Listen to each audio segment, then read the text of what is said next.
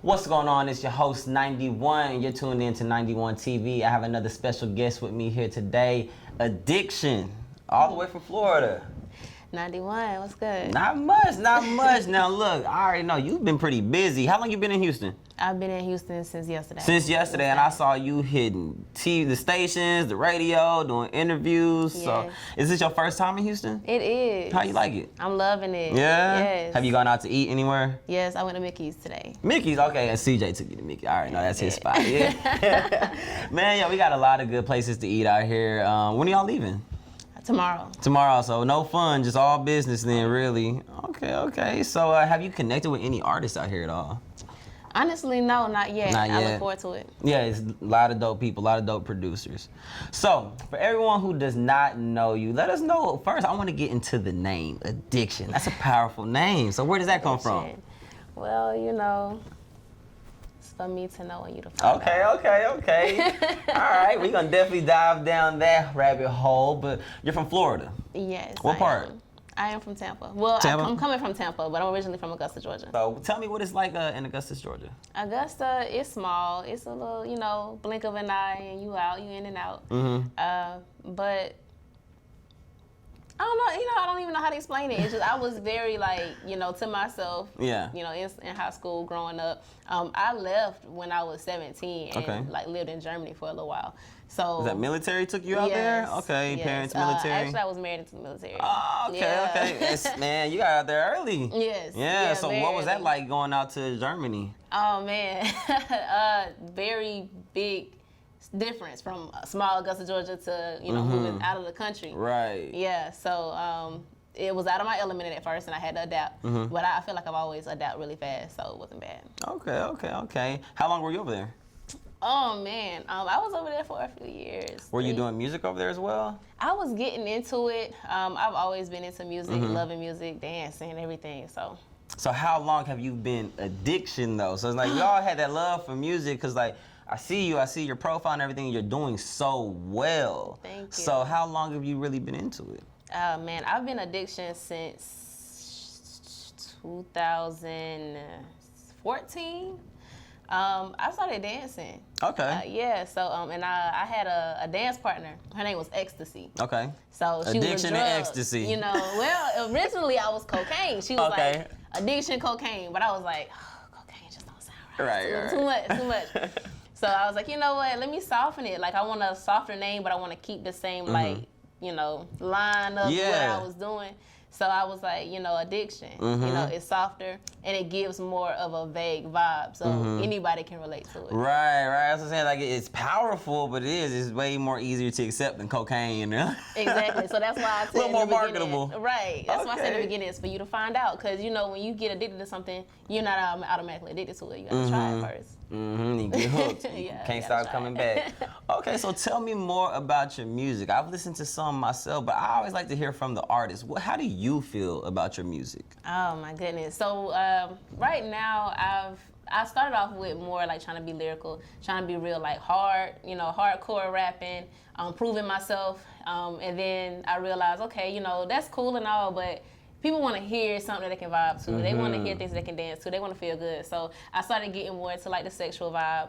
I feel like a lot of the female artists, they kind of do it, but they don't go in with sex, So I was like, hey, let's talk about it. Let's get into it. So that's really what I've been doing lately. Okay. So who were some of your influences that made you want to be lyrical when you first started? I have a lot. There's so many. A lot of the artists that I lean towards were males, but I have so many from the 80s, 90s, 2000s that I really can't name one. Right. But the main thing was I wanted to tell a story. So a lot of my lyrics come from life experiences, just personal experience. Okay. So right now, and I've been saying this, women are running the rap game. This is y'all's game right now. It is definitely y'all's game. We're playing our place. But did you feel pressure, I need to go out here and be lyrical to prove myself as a woman in this game in the beginning? I wouldn't use the word pressured. I like a challenge. I'm very competitive, so I just like to show that I'm really good at what I do.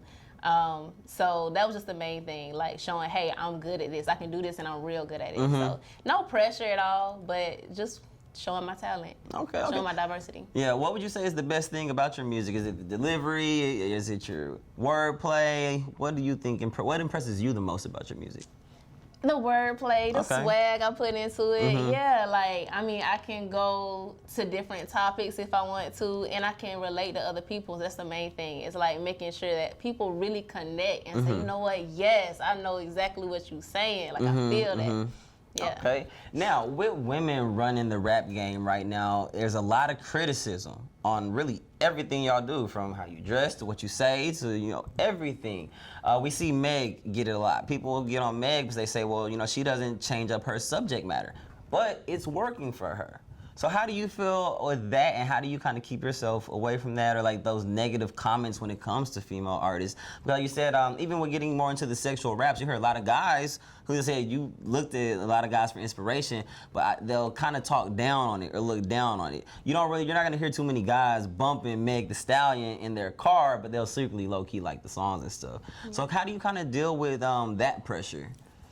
I crave that. Yeah? I crave that. I love that. You So know, you're addicted to it? Yes, give me that. Show me what you know, like, if you ain't got haters, you ain't popping. You know what I mean? So that energy is something that I look for, because they really, on the inside, they like it. Right. They just don't really want to admit it. They know all the words. They know what they hate, what they don't like. So, yeah. They're the best ones. They picking each and every detail out. Yeah, I like that. Real talk. The haters pay attention to everything way more than the fans do. Fans, they'll like the beat. They'll like a few words and everything, but then listen to it over time, come back like, oh man, I never heard that. The hater there here. you go. Day there you one. go. And do, right. Right. They do, So we're embracing our haters. Yeah. Now, what makes your listeners get addicted to you?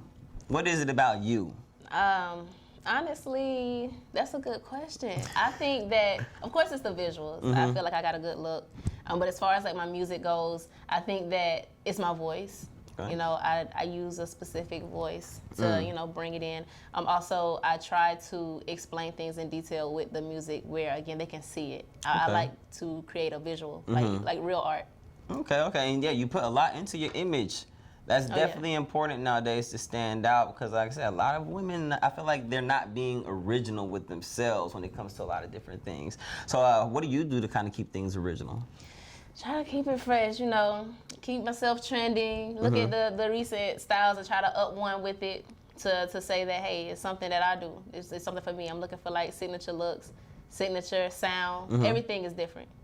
Okay. You have a lot of confidence. Your energy screams confidence from the way you speak, even your posture and everything. You got me feel like I'm over here slouching or something.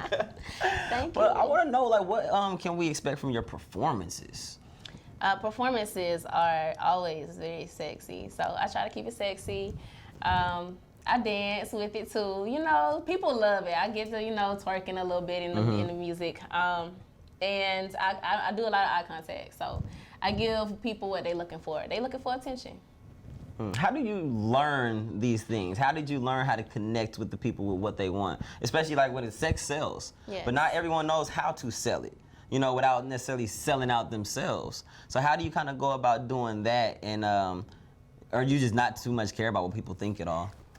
I just explained to someone not too long ago that confidence is really just doing it and not giving a fuck. Like, am I allowed to say fuck? Okay. Doing it and not giving a fuck. Like, that's what confidence to me is. So once you stop caring what everybody else thinks and just be yourself, that's where people are going to draw more to you, because you're worried about just you. Like, you're not giving in to everybody else and trying to please everybody, because if you're trying to separate and please everybody else, now you're losing yourself.